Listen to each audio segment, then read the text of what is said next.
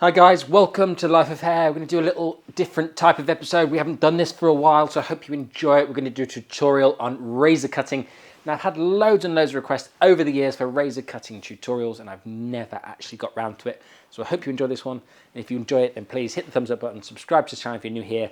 New content every single week. So I'm going to show you the very, very simple pre-section we've done here. We've just isolated the fringe area because that's kind of the focus, I believe, in a lot of these shag haircuts. Yes, there's a lot of texture around the sides, there's lots of movement, but sometimes when it's done in a traditional way with scissors, sometimes the fringe looks very, very heavy indeed. You will have seen it on some images online where the fringe just overwhelms the face.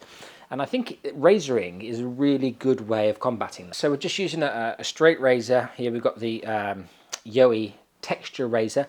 And Yowi's linked in the description down below. It's where I get all my scissors and combs from. These Sessibon combs, which I really, really love. We've taken this triangle section utilising natural fall. Okay, natural fall is our friend when it comes to cutting haircuts like the shag, for example. Okay, and we're going to determine where we want the layers to be, because here we've got quite a lot of length. This was previously cut into a shag style, but one of the things about cutting a traditional shag style, where if you know, you know, and you've probably seen it on videos, where everything's cut in this 45-degree angle, everything gets long in the back very quickly. But actually, I like to create a little more texture in the back. And so take a vertical section straight down the centre back, and we're going to part the hair off to the side like so, and then again just like that. And then we're going to pull this hair out, and pull this out from the head shape horizontally. And we need to decide where this is going to live. You can see it's short to long already, okay? It's already got that shape. So we're going to take this section, elevate this section up like so. And the cutting angle of any razor is 45 degrees. So we're going to hold the blade 45 degrees relative to the section of which we're cutting. And what I want to do is I want to create a layer that sits kind of on the top of the occipital bone. Very, very good place to create a little bit of texture and width. So we're going to make sure that we measure out that point. Okay, we're going to come in with our cutting angle. We apply very, very light pressure to the hair. We don't want to push down too hard because we'll take off too much, and we're going to gently slide our way towards the length. Now, I don't mind taking off a bit of length, because as you can see, the actual length of this haircut, the perimeter length, has fallen away from my section. So I'm going to come back in, pick up some more of that section and just work my way down. And I don't want to take it all the way to the perimeter, because I don't want to make my perimeter really, really wispy, which you can do quite easily. So that's section 1. Okay, section 2, we're going to take straight down like so. Push this hair off to the side, pick up this section, and we're going to incorporate some of our previous section like so. And make sure we've got a clear guide, like any scissor haircut. You want to be able to see your guide. And is the same rules apply, guys. And I think this is one of the things that people don't realise. The rules of hair cutting apply whether you're razoring, whether you're scissor cutting, whether you're using any kind of alternative shears, whether they're slice cutting shears or texturizing shears or tapering, whatever you're using, the rules apply in exactly the same way. So we can see what we're doing now.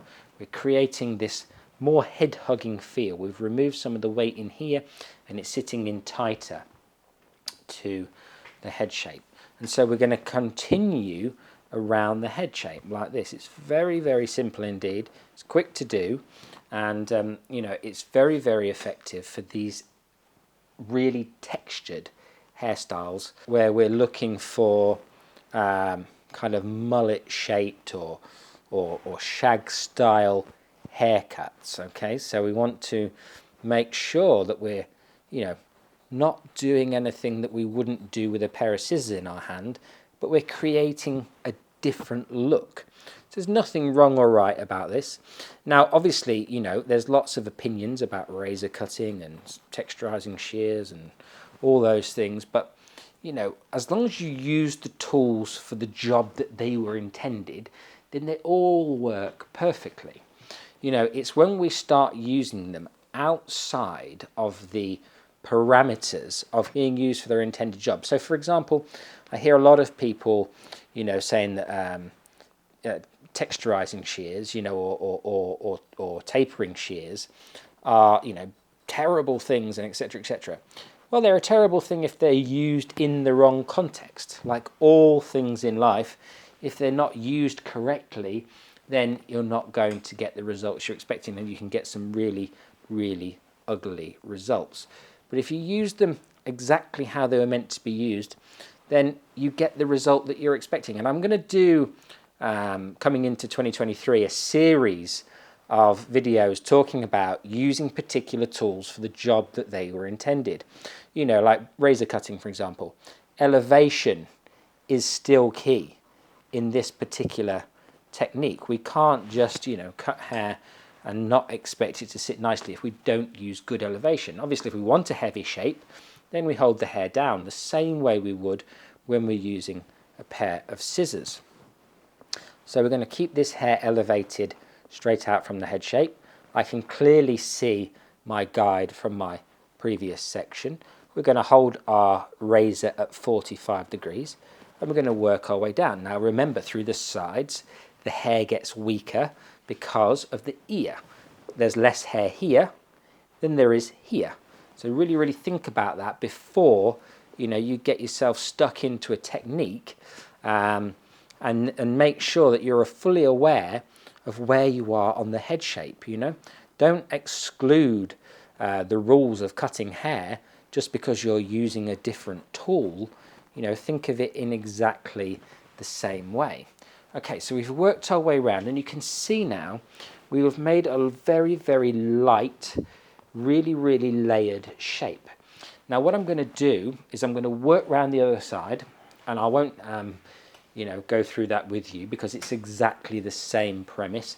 All we do is take a vertical section down the centre back, we include some of that first section, and we take a vertical section that's parallel to that one, and then we take our section, we pull the hair straight out from the head shape like so. Okay, and then we find our guide from the top and we just remove the hair as is. So very, very simple indeed. And then I'm going to work my way around, and then I'm going to show you the front and the fringe area in just a second. Now I'm going to show you on this right hand side how we're going to tackle the front section. So we're going to take a diagonal section that travels about 2 inches back from the hairline diagonally towards the nape. We're going to comb this hair all forward like so, okay, and then we're going to pick up this section and we're going to take it all towards the face, okay, and then once we've taken it all towards the face, we're going to determine exactly where we want the shortest length to be. Now I'd like it to go roughly from the corner of the eye there, okay, so that's really the spot at which I want to take it from. Now I'm going to make sure I elevate the section straight out, okay, and I'm going to come in, I'm going to push down with a bit more pressure this time because I want to take away some more of the length. So we'll look at the cutting section that just is about to fall out of my hand, okay, we've got that travelling down, we're removing a bit more length from this area here, which is absolutely fine. Okay, I'm going to get our next section, I'm going to pull all the hair forward like so, okay, and then we're going to come in and we're going to remove that weight and length away, okay. Now none of this hair will actually reach that point, so we don't need to worry about it, and that's why we took that section into there. So once we've cut that front section in, we don't need to think about it anymore. We do exactly the same thing on this opposite side.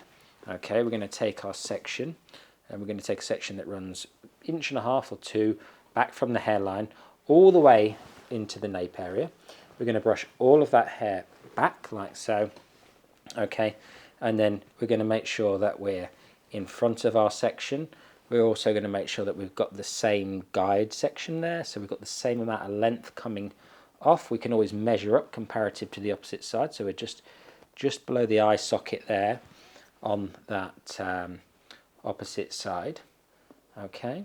and then we're going to pull the hair out horizontally like so, and we're just going to come in and hold it just like that, and we're going to work our way down. And remember, we're just pushing a little bit more pressure onto the hair, so we're taking off that little bit of extra length, as well as you know, shaping up around this front, and we're using elevation to add softness as well, so that's really, really important to bear in mind. And we're going to make sure that we pull all this hair forward just like that, okay, and then work our way down towards the perimeter just like so. So really, really important to remember as we work through these particular techniques, that we mirror what we did on the opposite side. Because one of my great teachers said to me, James, if you want a haircut to be the same on both sides, do the same thing on both sides.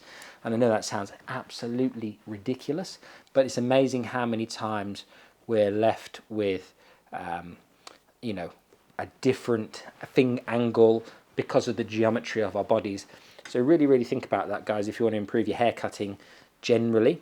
Now we can see this is quite a heavy fringe, and it's really indicative of what I was saying about, you know, scissor cutting these shapes in when they sit in natural fall. So what we're going to do is we're going to take a vertical section down the center like this, okay, and we're going to take that section, we're going to elevate this section so that we're picking it out horizontally from the head, okay, like this. So we're going to pick the hair out and we're going to pull it like that, and we can see how heavy and square that line actually is, okay. So what I want to do now is pick up this hair, pull the hair straight towards me, and I'm going to come in about here, because what I want is the shortest point of this top section to sit pretty much at the hairline of the section underneath. And what I mean is, as this is the shortest part, I want it to sit right there, parallel to the hairline, okay, and then we're going to taper down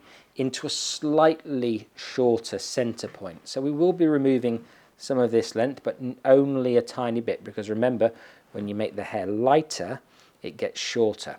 So there's our point at which you want to start cutting. Cutting angle 45 degrees, finger angles 90 degrees square to my own body, and then we're going to come in and we're just going to work our way down, and we're just using that, you can do razor cutting so slowly, and that's what I really, really like about it. You don't have to be fast. It's a gentle job, and that's perfect, because when we look at that now, okay, we've got our shortest point pretty much at the fringe, at the point at which the hairline starts, and we've taken a lot of the weight away. So let's do the rest of the fringe.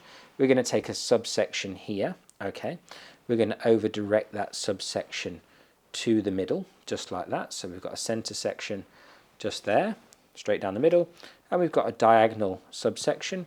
We're going to pull the hair straight out from the head shape just like so, okay, elevate the hair straight up, find that point at which we started our previous section, and work our way down. And because we're over directing the hair to the middle, it's naturally going to get longer in the corners down here, okay. Now we might need to adjust that, but we might not. So let's just work our way through the sections and get this section, over direct it again to the center just like that, elevate the hair straight out, okay, pick up this section and work our way down towards the perimeter.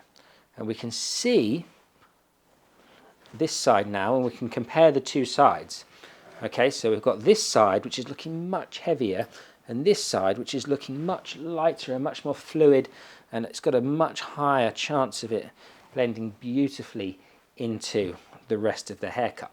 So let's just finish this off again, subdivide the fringe, that triangle section that we took, we want to over direct it into the center, okay, just like so. And we just want to make sure that we pick up enough hair from the previous side that we can see our guideline clearly. So we're going to split the hair down the middle into two like that. We can clearly see our guideline, elevate the hair up, and we're going to cut down towards the perimeter. And as I say, we don't want to take length off the perimeter, we want to just make it lighter.